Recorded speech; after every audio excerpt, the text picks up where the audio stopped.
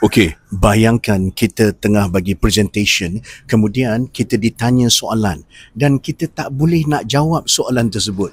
Macam mana nak buat? Ini 3 cara yang insya-Allah akan menyelamatkan momen anda. Jom.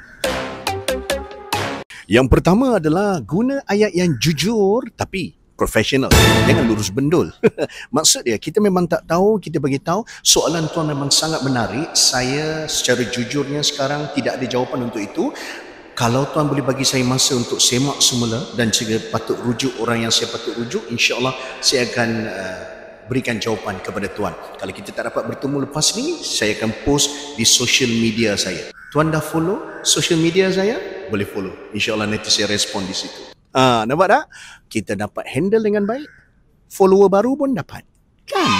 Yang kedua adalah, okey, yang ni kalau soalan tu terlalu teknikal dan anda pun tak tahu jawapan yang tepat, caranya adalah minta maaf, saya pun tak ada angka yang tepat untuk menjawab persoalan tersebut. Tapi kalau kita tengok trend yang berlaku sekarang, kita dapat simpulkan bahawa kita bawa ke arah itu, alihkan fokus kepada itu.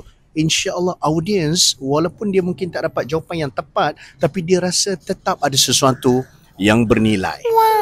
Yang ketiga ni menarik. Libatkan audiens untuk sama-sama menjadi ahli fikir. Maknanya kita buka kepada audiens. Tuan-tuan dan puan-puan, soalan ni menarik.